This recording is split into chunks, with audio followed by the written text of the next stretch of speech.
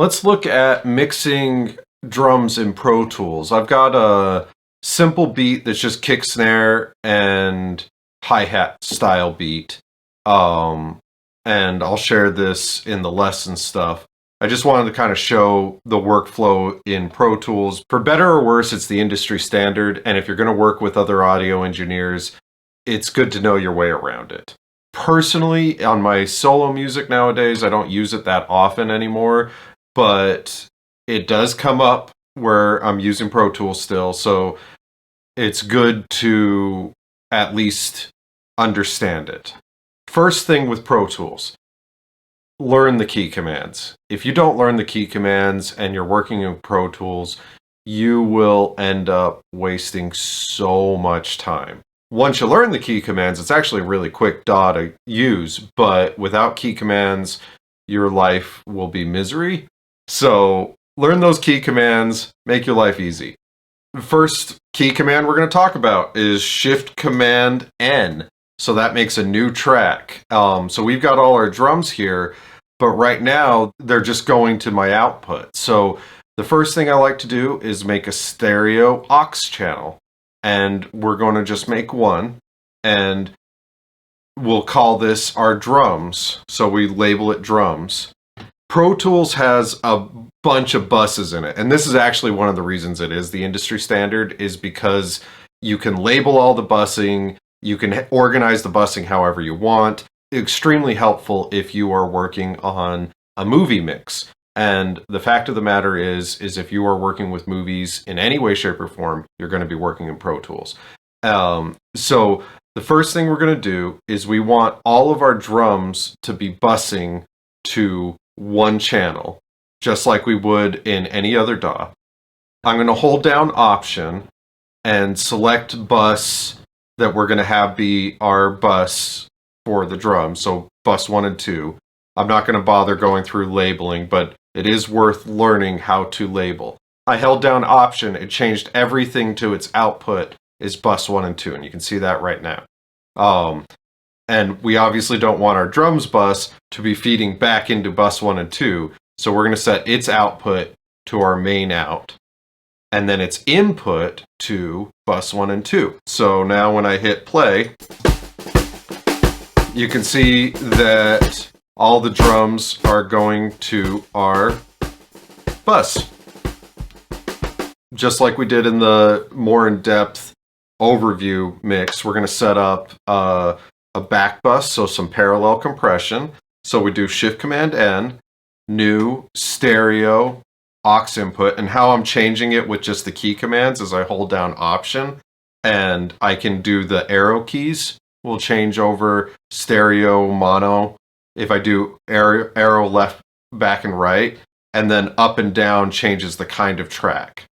So stereo aux input, and then this one we're going to set as bus 3 and 4 as our back bus. And if you're making your own template and stuff, it's worth going through and labeling all the buses so it's super easy to use, but we're just sticking with generic. And then we're going to want this bus to feed into our drum bus. So we're going to have it feed into 1 and 2. So it gets things on 3 and 4. It sends out to 1 and 2.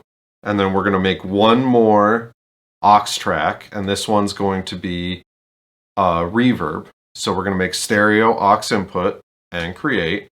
And we'll label it drum rev. And this one we're going to do on 5 and 6 is its input, and then its output is bus 1 and 2.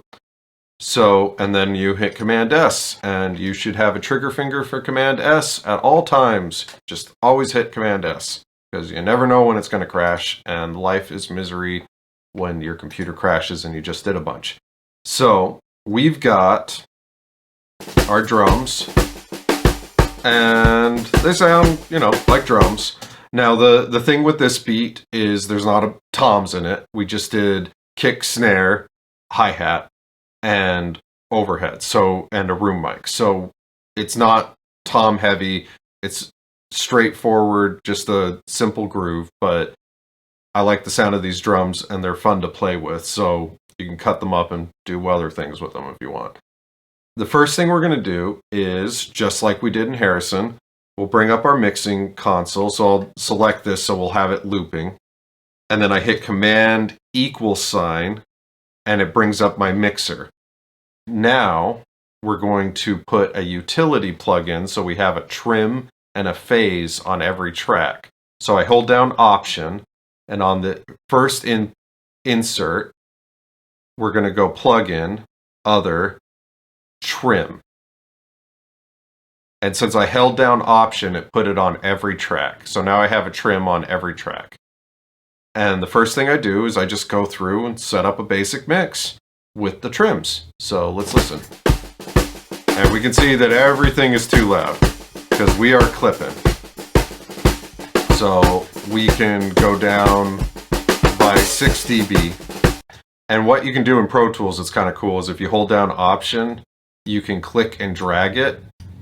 And you can see how it's dragging over the set. It copies over whatever I had my settings. It will copy the plugin. So I just copied it. For instance, I just copied it here and here, but I didn't copy here. But we don't want our drum rev -6 or a back bus yet. So if I hold down Option, it goes 0. So you can kind of see already how knowing these key commands in Pro Tools makes your life a lot easier. So we just lowered these all by 6 dB, as you can see. So we're not clipping anymore. And let's pan our overheads left and right.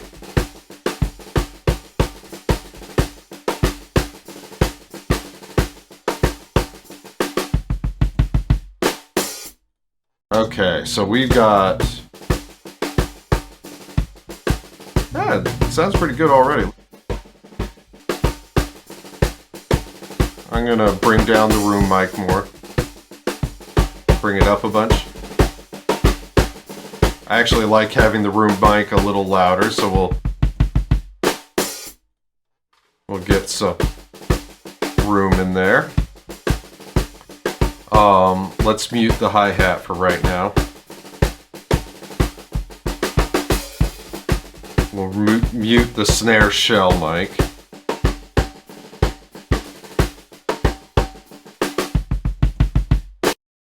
Just so you know, the snare shell mic, in this case, we had a microphone just aimed right at the snare on the side, and it actually gets a really cool sound, but I just want to mute it so we can start out with the basics. So we've got our overheads, our room. I liked a lot of room in this. Another thing you can do, if you don't want 2 mono overheads, is we can make a stereo track. So Shift-Command-N, again, I'm going to make a stereo audio track. If I make it right underneath, and I select both of those, I can just drag them down, and now they're combined on a stereo track, and it just does top will be panned left, bottom will be panned right. So that makes our life a little easier. So we'll just label that overhead and get rid of these. So, and we need to add our trim plugin. So just Option, drag it over, and same thing. And we need to set its output. So if we listen to the overhead, it's this. You can hear how a lot of the room sound is actually from that room mic, more than the overheads. Now we got it so it's not clipping at least. Let's kind of dig into these tracks. First thing we check for, as always, is phase. Are these drums in phase? And we can go through and we'll just try flipping phase here.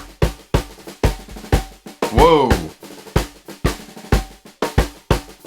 So that was the kick beater, and you could hear how it made a huge difference. Let's solo just the kick drum mics so you can really hear it. That was actually a pretty big do. So this is just kick drum mics.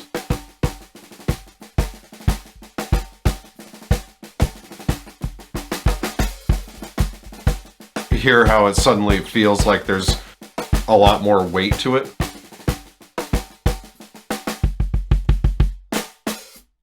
And I bet if we zoom in on the audio, let's find a place where it's just the kick drum. Okay, so there's, if we zoom in, and how I'm zooming, by the way, is Option scroll wheel. Oh, yep, that's perfectly out of phase almost.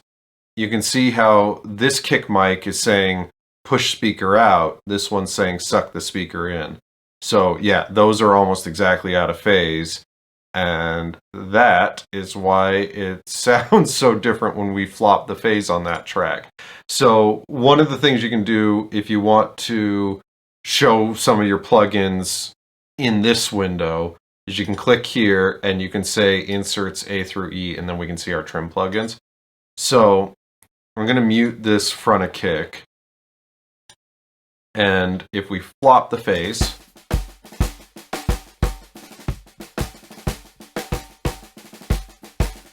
you hear how that's doing it, just those two? Now, this is what I wanted to dig into. Since we're doing a small drum loop, we can really show this off. Besides just flopping the phase, you can actually do a little more to phase align. So this one, you can see how the audio here, and this is one of the things I actually like about Pro Tools, is you can expand the waveform view really easy. It doesn't change the volume, it's just changing how big it looks. So if I expand it a bit, I can actually really easily line up the start point. So if we take our start point on this, we can actually line it up so it's the same start point as here. So you can see how there's a little bit of a delay.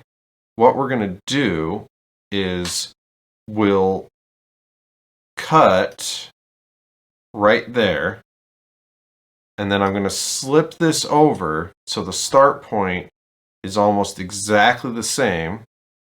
See how we'll get it as close as we can. And what I'll do is I'll just drag this over to the beginning. So we just delayed, we just moved the region over by a little bit, and we can see if that, yeah, it's pretty close on that too. It's not going to be the same for every hit because we're talking about acoustic instruments. And that's one of the things to always keep in mind is all these changes are relative. So now we moved it a bit, and it's still out of phase. When we can see whenever we flip it, it's still out of phase. So we now flip our phase. We have our phase flip, and listen to it now.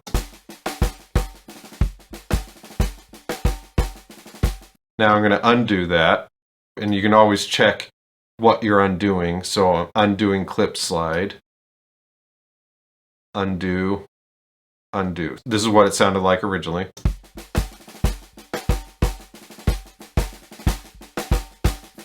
Now I set it back, so I just did Shift Command Z to undo my undos to redo.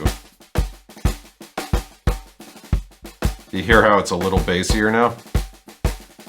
We just nudged it a little bit and it seemed to get better, but we can go back to where it was.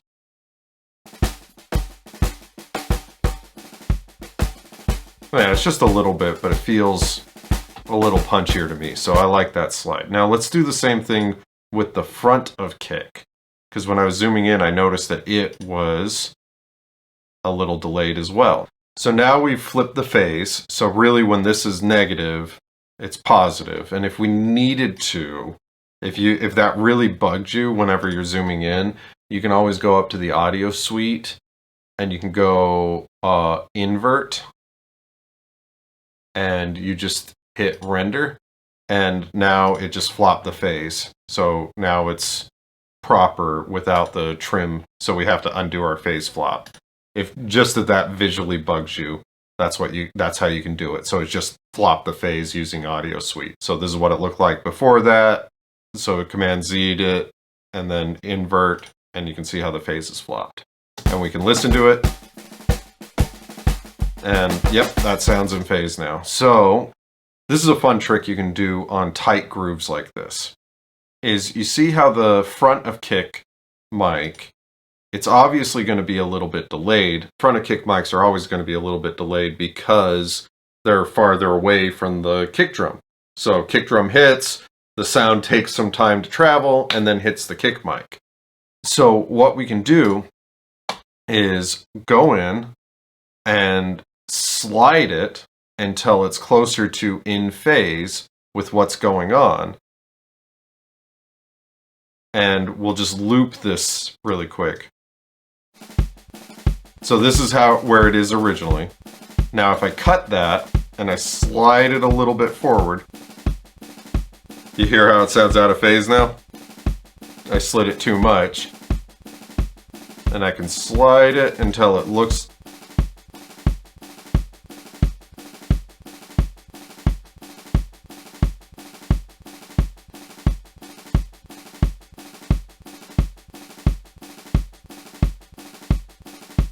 So this is where it was originally. I just dragged that over so we can see it. This is it originally. This is after we slid. You hear how it's not as bassy? So I like the original better. But let's keep sliding it around for just a second to play. And that's one of the important things to keep in mind, is not everything you're going to do will make it sound better. So it's important to A/B constantly and go like, hey, does this actually sound better? Or did I just do something versus this? Yeah, I still like originally better. It's a little punchier. So this has a little more, it's a little more bassy, but on these headphones, this seems a little tighter. So I'm going to go with it. Even though it's technically a little bit out of phase, I kind of like what it's doing. So who cares? And that's the important thing to do with audio engineering, is you're always be okay with just not doing anything. Kick's sounding pretty good. And then we'll go to the snare. Let's look at the snare microphones and kind of do the same thing. Are they in phase? Are they not in phase? I don't know. Let's play with the phase.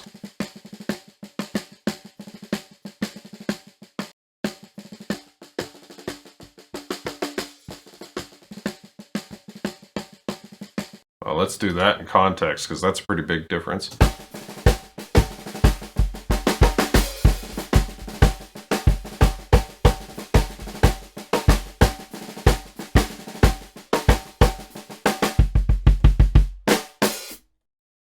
Hear it on those last two hits.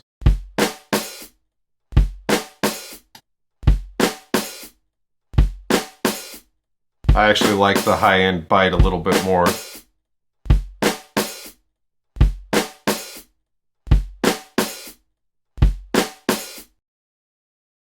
Man, that's a hard one to...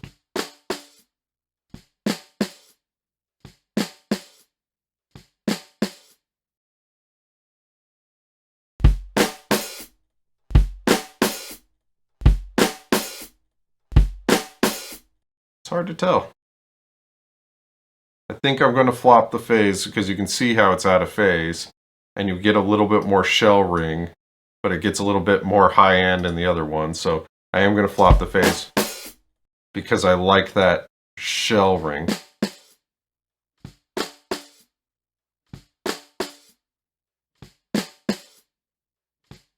Yeah, I do like it better. So let's bring in the snare shell, because let's get this. Let's play with its phase.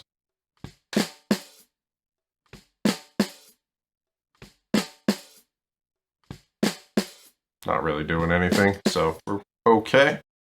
And then we can check if it's delayed. Nope, it's right in there. When I do track drums, I spend a lot of times trying to get the mics so they sound good.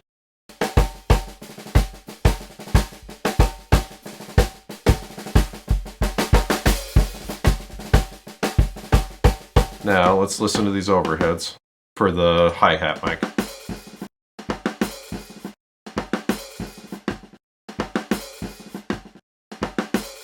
Yeah, it sounds like it's in the middle, so let's...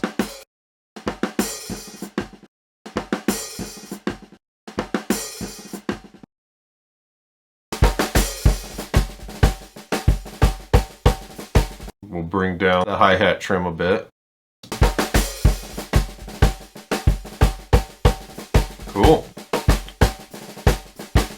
Oh, and what I'm doing there is Control Option up and down arrows will scale everything, so I just wanted to bring them back all to scale. So, we've got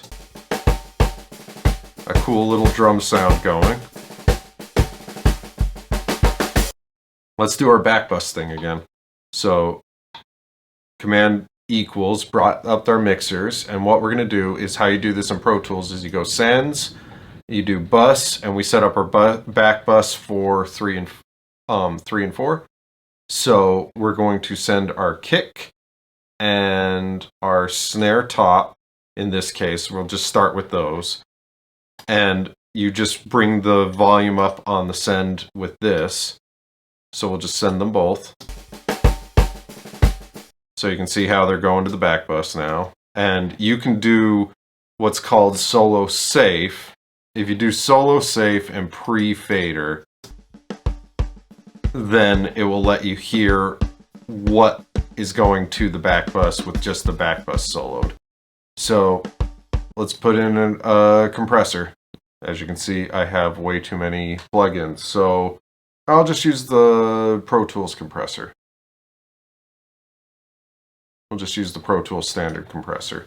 And so again, the idea with this is we want to bring down the attacks and bring up the beef for this parallel compression. So we're actually going to be pretty brutal on the compression setting. So we're going to do 10 to 1.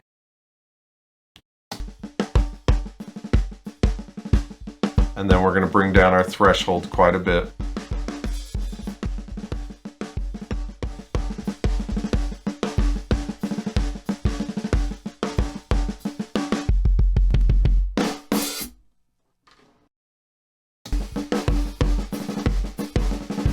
And I just added in the front of kick mic, so it's sending to this as well.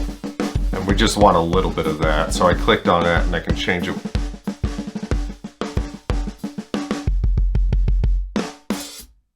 And that's actually kind of fun. You can hear how it's kind of a fun, punchy sound. So we're going to have that as our compression setting. And then we're going to EQ it. So we'll just do our Pro Tools EQ. And I don't want the low end. I want to put a high pass filter in, so. And then I'm going to put in a low pass filter in actually. So I just want it to be that kind of take out the super lows and the super high. And then we're going to boost.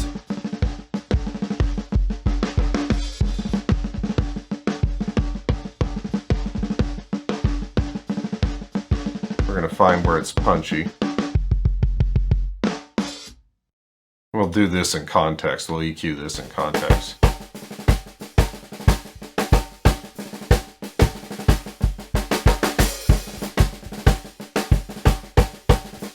Okay, that sounds good. And then we're going to bring out some of the mud.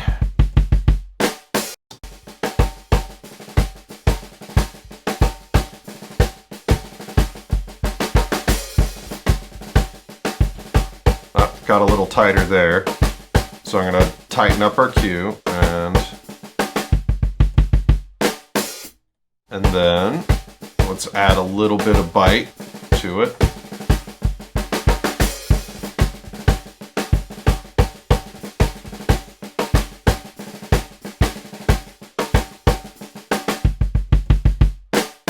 Yeah, I like that.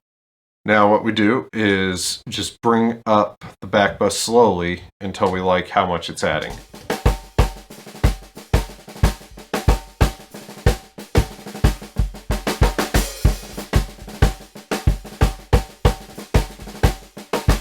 Out, in, out, in. You hear how it just brings in a little bit of fullness to it? So the thing that's important to do now is we turn off the pre-fader on all this. So that way, if we later in our mix, if we decide to do volume automation, the volume automation is going to be fed into the back bus change. So pre-fader, if I turn this down, it's going to change how much volume goes into the back bus since it's post fader. So if I turn the kick drum up here, the back bus sees more kick drum. If I turn it down, back bus sees less. Pre-fader means that the fader doesn't matter at all to the send. Sometimes you want pre-fader, sometimes you want post-fader. Most of the time for parallel processing stuff, you want post-fader for reverbs and stuff. That way your automation will affect everything. And then let's add some reverb.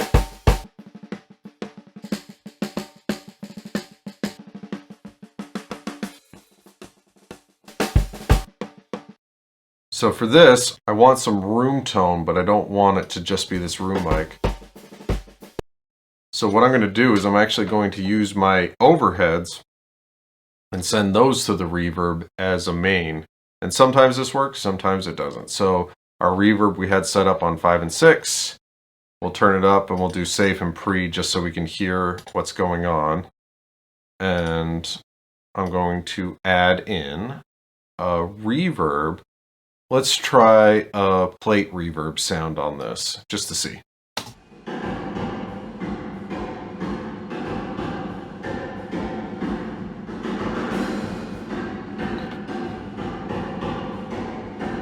That's kind of cool, but I'm gonna make it so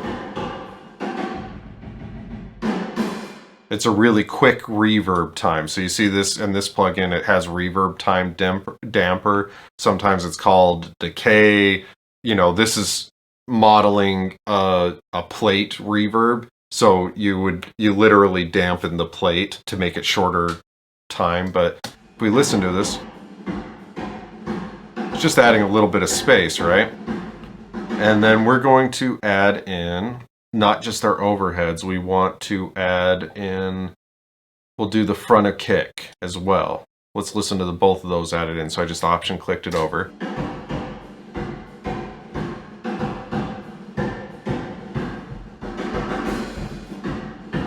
That's kind of cool. And I don't want quite as much front of kick, so I click on that and then turn down the send. So I'm just going to do half. I'll bring it down by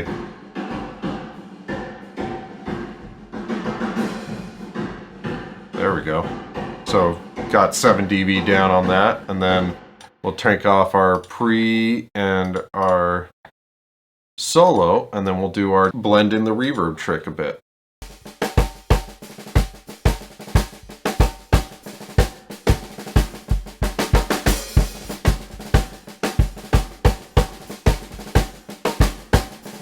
You hear how it's just adding a little bit more space?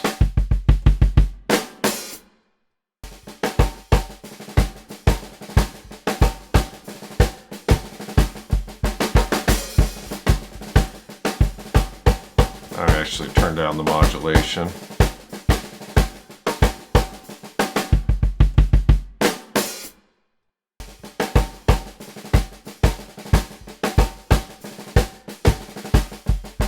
No reverb.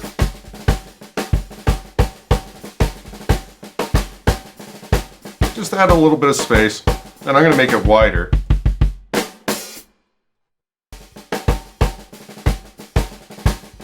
No reverb with reverb.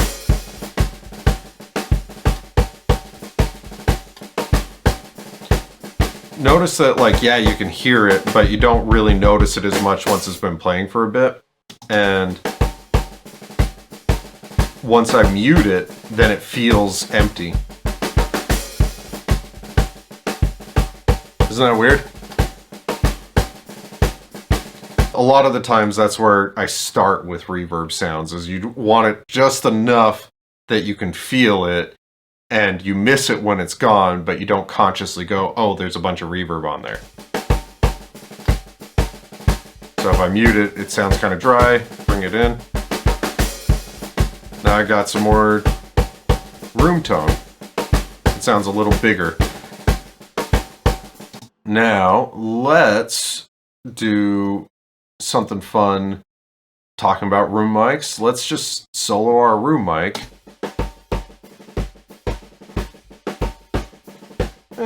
Sounds like a room mic, right? Here's a fun thing you can do with room mics. Sometimes it works, sometimes it doesn't.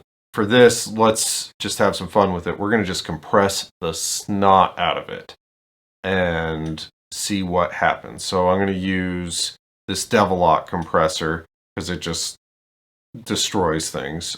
This is by Sound Toys, but you can do this with lots of dirty compressors.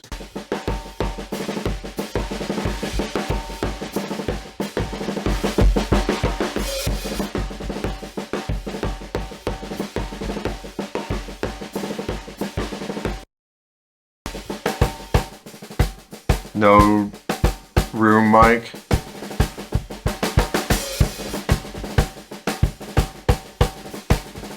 Bring that in a bit. Here I thickened it up. We bypass this.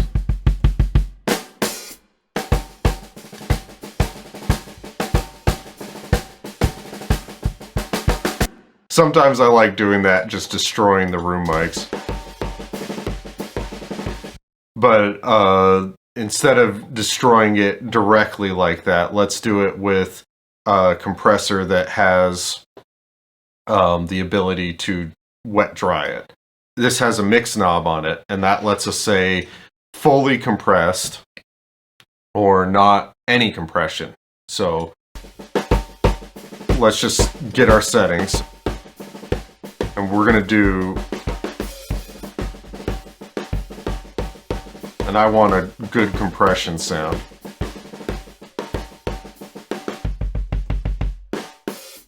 Right, kind of a cool.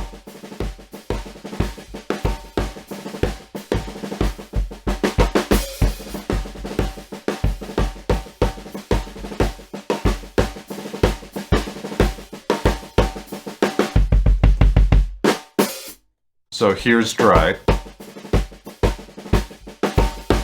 Here's compressed. So I'm going to do like 60%, so it's mostly compressed.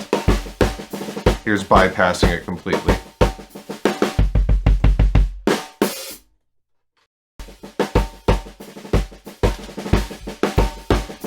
And then we unsolo it.